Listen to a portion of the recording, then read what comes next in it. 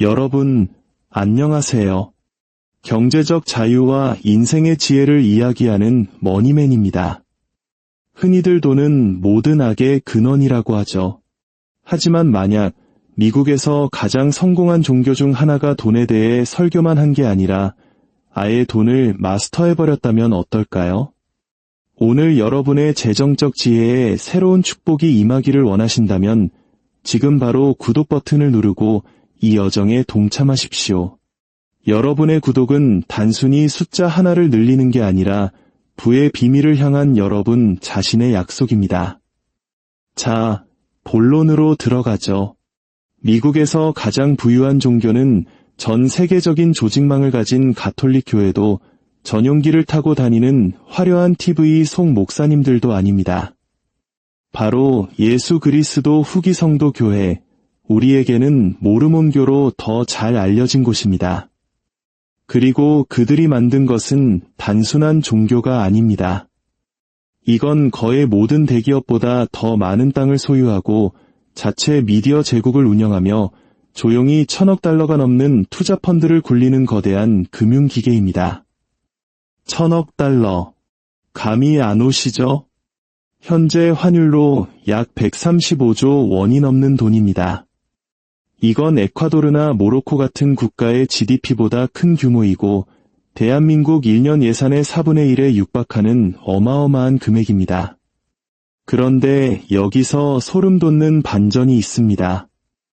이 돈의 대부분은 신앙이라는 방패 뒤에 숨어서 세금 한 푼 내지 않고 불어나고 있다는 사실입니다. 어떻게 하나의 교회가 미국 최대의 민간 토지 소유주 중 하나가 될 수 있었을까요? 이 미스터리를 풀기 위해 우리는 시간을 거슬러 올라가야 합니다. 이야기는 1830년 뉴욕의 한 시골 농장 소년이 황금판을 보았다고 주장하며 신앙뿐만 아니라 금융의 판도까지 바꿔놓을 종교를 세웠던 그 순간으로 말이죠. 그의 이름은 조셉 스미스. 그의 추종자들에게 그는 단순한 예언자가 아니었습니다. 그는 시스템을 만드는 사람이었습니다. 그는 역사상 모든 제국 건설자들이 이해했던 한 가지를 꿰뚫고 있었죠. 믿음은 힘이지만 돈과 결합된 믿음은 막을 수 없다는 것을요. 모르몬교 초기부터 돈과 신앙은 하나로 합쳐졌습니다. 신도들은 자신의 소득의 10%를 바치는 11조를 명령받았고 이 원칙은 오늘날까지도 철저히 지켜지고 있습니다. 하지만 다른 많은 종교단체와 달리 후기 성도 교회는 돈을 단순히 걷어서 쓰지 않았습니다. 그들은 걷고 모으고 그리고 재투자했습니다. 모르몬교 역사의 초기 수십 년은 정말 잔혹했습니다. 스미스의 추종자들은 그들이 시온을 건설하기 위해 모였다고 믿었습니다. 이건 비유적인 천국이 아니라 미국 땅 위에 세워질 실제적이고 물리적인 공동체였죠. 1830년대 그들은 미주리주 인디펜던스시를 새로운 예루살렘의 터전으로 선포했습니다. 그들은 땅을 사들이고 농사를 짓고 정착하기 시작했습니다. 종종 똘똘 뭉쳐서 하나의 정치 블록처럼 투표하고 협동조합 시스템으로 자원을 공유했죠. 외부인들 눈에는 이게 어떻게 보였을까요? 침략이었습니다. 하나님이 이 땅을 우리에게 주셨다고 주장하고 기존 사회의 융화되기를 거부하며 경제를 신학의 연장선으로 취급하는 이 새로운 이방인들은 도대체 누구인가? 반발은 폭력적이었습니다. 미주리에서는 긴장이 고조되다 못해 1838년 주지사 본인이 직접 이른바 박멸령을 내리는 지경에 이릅니다. 모르몬교인들을 주에서 몰아내거나 죽여도 좋다는 공식 명령이었죠. 미국 역사상 주지사가 공개적으로 특정 종교 집단 전체의 제거를 명령한 유일한 사례입니다. 미주리 이전 오하이오에서는 커틀랜드 안전협회라는 은행을 운영하려다 파산해서 신도와 이웃 모두에게 큰 금전적 손실을 입히며 분노를 사기도 했습니다. 이후 일리노이에서는 미시시피 강가에 나부라는 번성하는 도시를 건설하고 심지어 자체 민병대까지 조직해서 지역 주민들을 공포에 떨게 했습니다. 다시 한번 갈등은 격화되었고 1844년 조셉 스미스는 재판을 기다리던 중 성난 군중에게 살해당하고 맙니다. 이 모든 추방의 경험은 모르몬 교도들의 정신에 똑같은 교훈을 새겼습니다. 외부인에게 의지할 수 없다. 생존은 우리 자신의 땅, 우리 자신의 돈, 우리 자신의 제도를 통제하는 것에 달려있다. 브리검 영이 1847년 서부로의 대의주를 이끌었을 때 시온이라는 개념은 단순한 신학을 넘어 더욱 단단해졌습니다. 그것은 경제적 사명이었습니다. 다시는 누구도 우리를 쫓아낼 수 없는 저 사막 한가운데에 자급자족이 가능한 제국을 건설하라는. 그리고 그들은 정확히 그렇게 했습니다. 유타 준주에서 모르몬 교도들은 성전만 지은 게 아니었습니다. 그들은 농장, 재분소, 공장, 협동조합 상점을 지었습니다. 부가 공동체 밖으로 새어나가지 않고 내부에서 순환하는 독자적인 경제 시스템을 창조했죠. 심지어 연합성임단이라는 급진적인 공동재산 제도를 실험하기도 했습니다. 신도들이 자신이 가진 모든 것을 교회에 바치고 그 대가로 관리권을 부여받는 방식이었죠. 오래가지는 못했지만 그 아이디어 자체는 강력했습니다. 경제생활은 영적 생활의 일부이며 돈은 세속적인 것이 아니라 신성한 것이라는 사상 말입니다. 시간이 흐르면서 그 철학은 하나의 거대한 기관으로 굳어졌습니다. 11조 시스템은 꾸준한 수입 흐름을 보장하는 금융 엔진이 되었습니다. 다른 종교의 자발적인 기부와 달리 11조는 충성심과 믿음을 측정하는 계명으로 취급되었습니다. 이는 모든 모르몬 가정이 본질적으로 공동기금에 돈을 내고 그 돈은 교회가 다시 투자한다는 것을 의미했습니다. 그 기금이 쌓이면서 교회는 영적인 단체라기보다는 점점 더 기업처럼 행동하기 시작했습니다. 출판사, 보험사, 은행을 설립했죠. 미디어 분야로 확장하여 결국 미국 최대 라디오 네트워크 중 하나인 본빌 인터내셔널을 만들었습니다. 브리검 영대학교 같은 학교를 세워 신실한 인재를 양성했을 뿐만 아니라 그들을 키워낸 시스템에 대한 충성심을 강화했습니다. 그리고 아마도 가장 중요하게는 그들은 땅을 사들이기 시작했습니다. 아주 많이요. 오늘날 모르몬교는 에그리저브스와 같은 자회사를 통해 플로리다의 감귤 과수원부터 텍사스의 광활한 목장까지 미국 전역에 걸쳐 수십만 에이커의 목장, 과수원, 삼림지, 농지를 소유하고 있습니다. 상업용 부동산, 쇼핑몰, 주거단지까지 합치면 이 교회는 미국 최대의 민간 토지 소유주 중 하나로 추정됩니다. 생각해보세요.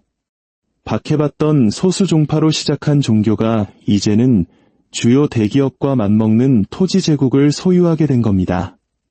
그리고 기업과 달리 그들은 11조나 투자 수익에 대해 세금을 내지 않습니다. 이것은 단순히 부동산에 관한 이야기가 아닙니다. 바로 권력에 관한 이야기입니다. 땅은 곧 레버리지입니다. 땅은 시장이 붕괴해도 사라지지 않는 장기적인 부를 의미합니다.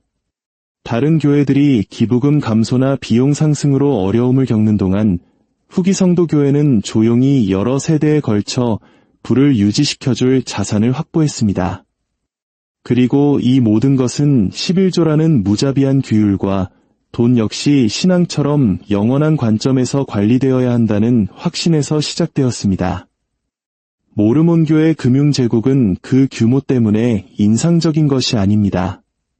신앙과 의무라는 언어 뒤에 숨어 얼마나 조용하게 건설되었는가 때문에 경이로운 것입니다. 수십 년 동안 후기 성도 교회는 11조를 하나님에 대한 충성의 증거로 바치는 신성한 의무라고 가르쳤습니다. 하지만 기부금을 유지보수, 자선활동, 성직자 급여에 쓰는 다른 교회들과 달리 후기 성도 교회는 11조를 자본으로 취급했습니다. 그것은 소비될 돈이 아니라 증식될 돈이었습니다. 그 전략은 2019년 마침내 장막이 걷혔을 때 외부 세계를 충격에 빠뜨릴 만한 성과를 거두었습니다. 데이비드 닐슨이라는 전직 투자 매니저가 교회의 비밀 투자 기관인 엔사임 피크 어드바이저스를 내부 고발한 것입니다. 그는 후기 성도 교회가 수십억 달러의 자산을 조용히 축적했으며 그중 거의 아무것도 자선 활동에 사용되지 않았다고 미국 국세청에 고발했습니다. 수년 동안 이 펀드는 11조로 들어온 수십억 달러를 조용히 모으고 재투자해왔습니다. 그 규모는 입이 떡 벌어질 정도였습니다. 자산이 1,000억 달러 이상. 이는 쿠웨이트의 국부 펀드보다 크고 하버드와 예일 대학교의 기금을 합친 것보다도 더 큰 액수였습니다. 그리고 그 돈은 거의 완벽한 비밀 속에서 수십 년 동안 복리로 불어나고 있었습니다. 닐슨에 따르면 이 펀드는 단 한 번을 제외하고는 수십 년간 인도주의적 활동에 단 한 푼도 쓰지 않았습니다. 그 유일한 예외는 2008년 금융위기 때 교회가 소유한 보험회사를 구제하기 위해 약 20억 달러를 사용했을 때뿐이었습니다. 이 폭로는 엄청난 파장을 일으켰습니다. 신도들은 오랫동안 자신들의 11조가 선교 사업, 성전 건축, 인도주의적 구호 활동에 쓰인다고 들어왔습니다. 하지만 실제로는 그 돈의 상당 부분이 그저 비축되고 글로벌 시장에 재투자되며 완전한 비밀 속에서 복리로 불어나고 있었던 겁니다. 비판가들에게 이것은 오랫동안 의심해왔던 사실을 확인시켜주는 것이었습니다. 모르몬교는 자선단체라기보다는 종교라는 날개를 단 거대한 헤지펀드처럼 기능하고 있다는 것을요. 그리고 이 펀드가 그토록 거대해질 수 있었던 이유는 단 한 가지, 바로 면세 혜택 때문입니다. 미국에서 종교기관은 막대한 특권을 누립니다. 11조는 기부금으로 처리되어 소득세가 면제되고 기부자에게는 소득 공제 혜택까지 주어집니다. 그 돈으로 이루어진 투자 역시 보호받습니다. 기업이 법인세를 내고 투자자들이 양도소득세를 내는 동안 후기 성도 교회는 그 시스템 밖에 앉아 있었습니다. 엔사임 피크는 세금이라는 마찰 없이 수십 년간 수십억 달러를 복리로 불릴 수 있었고 이는 대부분의 기업들이 꿈도 꿀 수 없는 부를 창출했습니다. 그들이 보유한 자산의 규모는 상상을 초월합니다. 내부 고발 문건에 따르면 엔사임 피크는 애플, 마이크로소프트, 아마존, 구글 등 현대 자본주의의 근간을 이루는 기업들의 주식을 조용히 소유하고 있었습니다. 아이폰이 한 대 팔릴 때마다, 검색창에 무언가를 입력할 때마다, 아마존 프라임에 가입할 때마다 간접적으로 모르몬교의 재산에 기여하고 있었던 셈입니다. 이것은 유타에 있는 한 교회가 거의 눈에 띄지 않으면서 전 세계 경제로부터 이익을 얻는 신학으로 변모한 세계화였습니다. 하지만 엔사임 피크는 전체 그림의 일부일 뿐이었습니다. 월스트리트를 넘어 후기 성도 교회는 부동산 개발업자이자 기업처럼 행동했습니다. 2012년 교회는 솔트레이크 시티 시내에 약 15억 달러를 들여 화려한 명품 쇼핑몰인 시티크릭 센터를 공개했습니다. 티파니, 노드스트롬 같은 명품 매장과 고급 레스토랑이 들어선 이 프로젝트는 외부인들에게 충격을 주었습니다. 왜 교회가 명품 쇼핑몰을 짓는단 말인가? 옹호자들은 도심을 활성화하고 일자리를 창출했다고 말했습니다. 비판가들은 그것이 이 기관의 진정한 우선순위, 즉 영적 구원이 아니라 경제 제국 건설을 드러냈다고 말했습니다. 그리고 미디어와 문화 인프라가 있습니다. 본빌 인터내셔널은 전국 수십 개의 라디오 방송국을 운영합니다. 대절의 뉴스는 주요 지역 신문으로 남아 있습니다. 대절의 북은 교회의 세계관을 강화하는 서적을 출판하고 유통합니다. 브리검 영대학교는 충성심을 다지면서 다음 세대를 양성하는 교육제국의 중심축 역할을 합니다. 이것들은 주변적인 부대 사업이 아닙니다. 후기 성도 교회를 종교단체라기보다 다국적 대기업처럼 보이게 만드는 영향력의 기둥들입니다. 결국 드러나는 것은 이중적인 정체성입니다.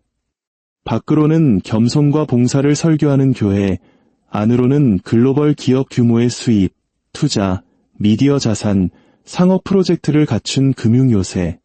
그 비밀주의는 불안감을 더욱 증폭시켰습니다. 만약 후기 성도 교회가 자신들의 부가 진정으로 하나님의 목적을 위한 것이라고 믿었다면 왜 엔사인 피크를 숨겼을까요? 왜 신도들에게 당신들의 11조가 당신들을 전 세계 경제의 주주로 만들었다고 말하지 않았을까요? 이것이 바로 내부 고발자의 폭로가 그토록 큰 충격을 준 이유입니다. 그것은 단순히 숫자를 폭로한 것이 아니었습니다. 이미지와 현실 사이의 격차, 즉 일요일 설교에서 유라레르 이야기와 솔트레이크 시티 금고에 묻혀있던 대차대조표 사이의 간극을 폭로한 것입니다.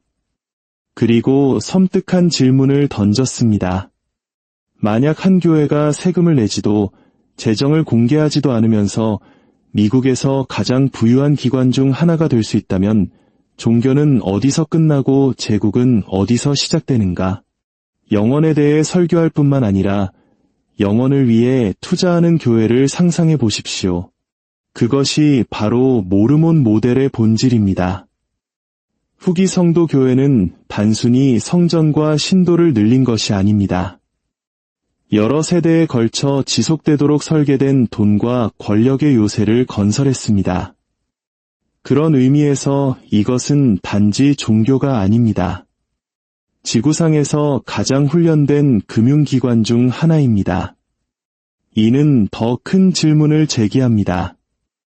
종교단체가 면세 혜택을 누리면서 글로벌 기업처럼 기능하도록 허용되어야 하는가? 예를 들어 가톨릭 교회도 거대하고 부유하지만 그 자산은 교구나 국가별 집으로 분산되어 있으며 종종 부동산과 예술품에 묶여 있습니다. 미국의 TV 부흥사들은 수백만 달러를 모금하지만 전용기, 저택, 방송 비용으로 빠르게 써버립니다. 후기 성도 교회의 모델은 다릅니다. 중앙 집중적이고 기업적이며 무자비할 정도로 훈련되어 있습니다. 모든 11조는 종잣돈으로 취급됩니다. 모든 달러는 복리로 불어납니다. 모든 자산은 장기적인 관점에서 관리됩니다. 여기에 역설이 있습니다. 이 규율은 그들의 성공 비결인 동시에 논란의 원천입니다. 한편으로 모르몬교는 누구나 배울 수 있는 원칙을 보여줍니다. 자원을 모으고 꾸준히 재투자하며 다음 분기나 다음 선거주기 너머를 생각하는 흰말입니다. 만약 평범한 가정이나 심지어 국가가 그 정도 수준의 규율을 채택한다면 이기 앞에서 훨씬 더 강해질 것입니다.